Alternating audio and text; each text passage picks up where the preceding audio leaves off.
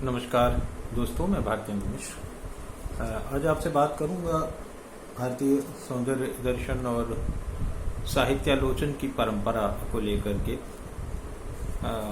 असल में भारतीय दर्शन में, चिंतन में और काव्यशास्त्रीय परंपरा में हमारे यहाँ बहुत पहले से आलोचना के जो सिद्धांत हैं, साहित्यालोचन के जो सिद्धांत हैं, वो लगातार उन पर काम हुआ है। सदियों में, सहस्राब्दियों में काम हुआ है। प्रिंसिपल्स ऑफ लिटरेरी क्रिटिसिज्म जो इंडियन एस्थेटिक्स का एक हिस्सा है, पार्ट है कह सकते हैं। अब बिना उसके सौंदर्य का परिमार्जन संभव नहीं है। कलाओं के, कविता के, नाटक के, नृत्य के, संगीत के, इन सभी कलाओं के जो का परामर्श है, उनका जो समालोचना का पक्ष है, वो संभव नहीं है। तो इस बात को लेकर मैं आज आपसे बात करूंगा और आप देखें कि साहित्यालोचन की एक विशाल परंपरा भारत में रही है। और इस परंपरा में सबसे पहले आदि आचार्य के रूप में हमारे सामने आचार्य भरत दिखाई देते हैं। वे नाट्यशास्त्र से ही उसे आरंभ भी करते हैं, क्योंकि सभी कलाओं का, सौंदर्य शास्त्र का जो जनक ग्रंथ है, जो आर्ष ग्रंथ कह सकते हैं, वह ये नाट्यशास्त्र है। और लोक जीवन से उसी तरह से जुड़ा हुआ है। जिस तरह से वह शास्त्रीय है, उतना ही वह लौकिक भी है। तो नाटक को लोकप्रिय बनाने के उद्देश्य से भरत पाठ्य पर भी चर्चा करते हैं, टेक्स्ट की भी आलोचना करते हैं, और उसी संदर्भ में आलोचना की परंपरा पर भी वे विचार करते हैं। काव्य और साहित्य की आलोचना का शुभारंभ शायद वहीं से माना जाना चाहिए। तो वो रसवादी आचार्य हैं, 9 रसों की पूरी व्याख्या करते हैं, रस सिद्धांत देते हैं, विभावानुभाव, व्यभिचारी संयोगात, रस निष्पत्ति, और इसके साथ साथ स्थायी भावों पर, व्यभिचारी भावों पर, इन पर विस्तार से चर्चा करते हैं। शायद ही दुनिया में कोई दूसरा ऐसा ग्रंथ होगा जहाँ पर मनोवैज्ञानिक ढंग से इतने पहले इतना विशद विश्लेषण मनुष्य के मनोविज्ञान का किया गया होगा। संवेदनाओं के आधार पर पड़ताल करने की दिशा में ऐसा काम अन्यत्र शायद ही दुर्लभ है। तो खैर, रस के बिना कोई अर्थ प्रकट ही नहीं होता, भरत कहते हैं। न रसादते कश्चिद अर्थः प्रवर्तते। तो वाक्यम रसात्मकम काव्यम, आगे चल के विश्वनाथ ने भी कहा कि जो कविता है वो केवल एक वाक्य भी अगर ठीक ठाक है तो वो रसवत है। और नाट्य के संदर्भ में तो रस का बड़ा महत्व है। उसका एक अलग रूप है, एक अलग भूमिका है, एक परम प्रयोजन है रस उसके लिए। तो इसी रस सिद्धांत में अभिनव गुप्त आते हैं तो साधारणीकरण व्यापार को जोड़ते हैं, रस के स्वाद और आस्वाद की चर्चा करते हैं।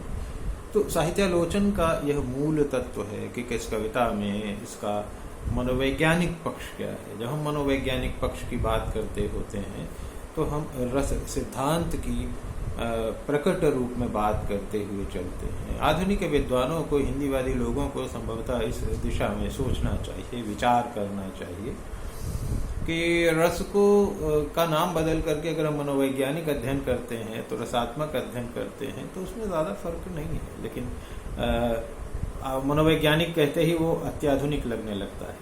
खैर, दूसरा जो मूल तत्व है, पहले मैंने बताया, सबसे पहला रस सिद्धांत है। आलोचना का पहला जो उपादान है, जो हम सिद्धांत की बात करेंगे। दूसरा अलंकार है। अलंकार में अलंकरोति इति अलंकार, जो अलंकृत करते हैं, शोभादायक तत्व हैं, वो शब्द अलंकार हैं, अर्थालंकार हैं, अनुप्रास आदि हैं, या इधर उपमा है, रूपक हैं, कुछ उभय अलंकार भी हैं। तो इनकी भी विस्तार से विस्तृत परंपरा शताब्दियों तक चली है, भामह से लेकर के रुयक तक। तो 12वीं सदी तक ये चली आती दिखाई देती है और अभी भी लगातार चल रही है। इसके बाद तीसरा जो तत्व है वह जो आचार्य हमें दंडी और वामन है वो रीतिवादी आचार्य हैं। वो कहते हैं रीति ही कविता की आत्मा है, रीतिरात्मा काव्य से।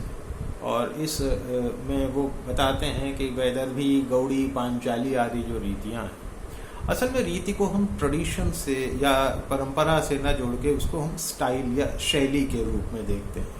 तो विदर्भ के रहने वाले, गौड़ प्रदेश के, पांचाली आदि, ये एक तरह की लोक परंपराएं हैं, एक तरह की शैलियां हैं, ट्रेडिशंस हैं, और उनसे जोड़ करके हम काव्य को, कला की शैली पर भी विचार कर सकते हैं। तो ये एक बहुत महत्वपूर्ण बिंदु है रीति, तीसरा। और चौथा जो बिंदु है वो आता है ध्वनि। ध्वनि के संप्रदाय के आचार्य आनंदवर्धन हैं।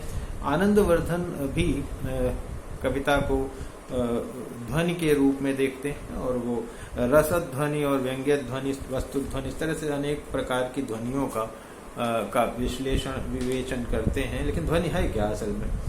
विस्फोट से, जो हम उच्चारण से विस्फोट होता है तो कंपन होता है। वो कंपन किस रूप में होता है? ठोस हो, द्रव हो, गैस हो, जितने भी रूप हैं हमारे तत्वों के, उन सब में वह विद्यमान होता है, वह ध्वनि है। तो शब्द ध्वनि, अर्थ ध्वनि, वस्तु ध्वनि, अभिधा, लक्षणा, व्यंजना, इन सारी शक्तियों को लेकर आनंदवर्धन गंभीर रूप से विचार करते हैं। और उसी के साथ साथ आनंदवर्धन के अभिनव गुप्त उनको मिल जाते हैं। वो अर्थ की एक विवेचना करते हैं, सहृदय की विवेचना करते हैं, ध्वनि के संबंध में रस की विवेचना करते हैं, और असहमति भी व्यक्त करते हुए चलते हैं। अभिनव गुप्त कहते हैं अर्थस्य विशेषतो अनुसंधानम प्रतिविज्ञा। प्रतिविज्ञा माने, प्रतिविज्ञा एक दर्शन भी है, तो दर्शन के संदर्भ में भी है, और दूसरा कलाओं के संदर्भ में भी है, कविता के संदर्भ में भी है। हम प्रतिविज्ञान करते हैं, जो प्रतीति करते हैं, तो अर्थ की विशेष प्रकार से जो प्रतीति है वो प्रतिविज्ञा है। और ये अभिनव गुप्त कहते हैं, आनंदवर्धन के टीकाकार हैं। लेकिन अब तो समय बदल गया है, असहमतियों के साथ गुरु की अपनी बात रखते हैं। लेकिन आलोचना का अर्थ युद्ध छेड़ने जैसा कर्म हो गया। खैर, ये तो अलग मुद्दा है। तो इसके बाद आगे मिलते हैं आनंदवर्धन से। जब हम आगे चलते, अभिनव गुप्त का साधारणीकरण व्यापार है, सहृदय पर वो बात करते हैं। प्राश्निक और सहृदयों पर मैं फिर अभी और कभी बात करूंगा, अभी समय उतना नहीं है। तो मैं आगे बात करता हूं आपसे कि इस आलोचना परंपरा को आगे बढ़ाने के लिए महिम भट्ट मिलते हैं, जो अनुमितिवाद, अनुमान की बात करते हैं कि रस का, अर्थ का, भाव का अनुमान हो आता है, तो वह प्रतीति उसकी अनुमान की जो होती है, तो वह उसको उस दृष्टि से देखा जाना चाहिए। तो वह काव्य है, वह कला है। मम्मट व्यवस्थित रूप से गुण, दोष और रस, इन सारी चीजों पर चर्चा करते हैं। तो ये मम्मट का उल्लेखनीय कार्य है।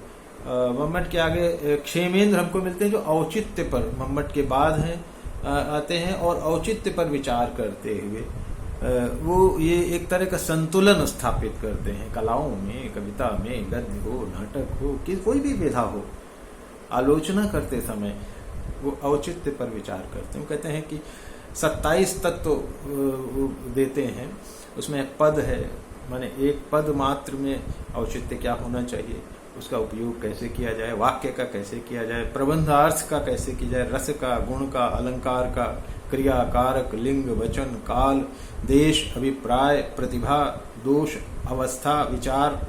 तो ये इस प्रकार से 27 तत्व हैं कुल मिलाकर, जिन पर क्षेमेंद्र चर्चा करते हैं किसी रचना के संदर्भ में। किसी रचना का विस्तार से अनुशीलन करने की दृष्टि से वे इस पर चर्चा करते हैं। इसके बाद आगे आचार्य विश्वनाथ हैं, वो रसवादी आचार्य हैं, वाक्यम रसात्मकम काव्यम कह करके वो अपनी बात स्थापित करते हैं, और अपने पीछे के जो आचार्य हैं उनकी अच्छी अच्छी बातों का वो समर्थन, सहमति देते हुए आगे बढ़ते हैं। और इसलिए बड़े चर्चित हुए आचार्य विश्वनाथ साहित्य दर्पणकार।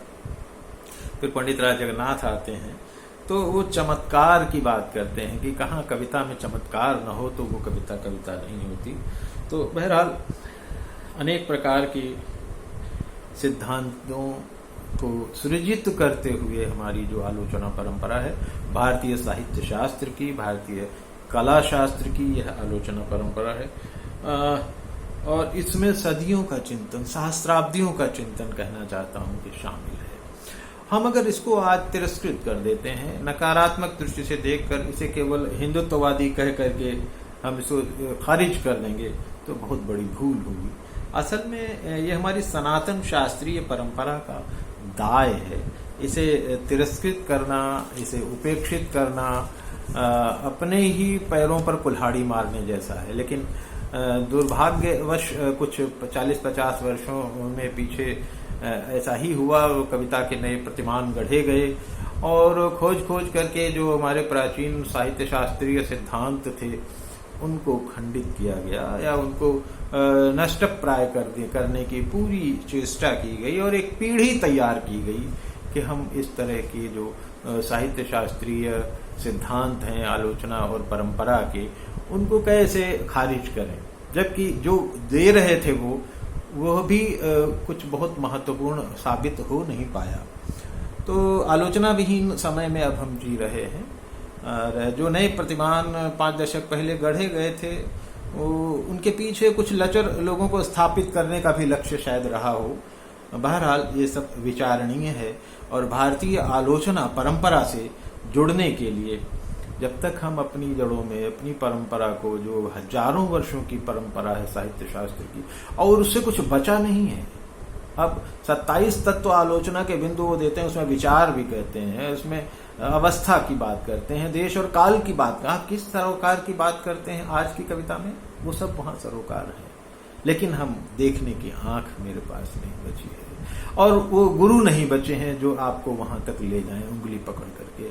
तो प्यारे विद्यार्थियों और शोधार्थियों, कभी कभी ऐसा होता है कि हमें गंभीर रूप से आंखें होते हुए हम देख नहीं पाते हैं, जिसको हम कहते हैं।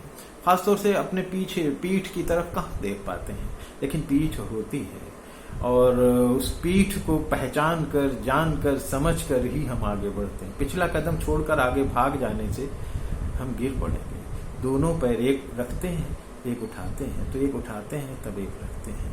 तो अपनी जो परंपरा है, अपनी जो हजारों वर्षों की परंपरा है, उसमें सब कुछ महत्वपूर्ण शायद ना हो, प्रासंगिक भी ना हो, लेकिन जो है उसे खारिज करने का, तिरस्कृत करने का और छंदहीन, लयहीन एक कविता को बना डालने का जो षड्यंत्र है उसे खारिज किया जाना चाहिए। उस पर पुनर्विचार की आवश्यकता है, खासतौर से शोधार्थियों और उन गुरुजनों से जो शोध निर्देशक हैं, प्रोफेसर्स हैं, उन सब के लिए भी ये मेरा विनम्र निवेदन भी है और इस पर विचार करें।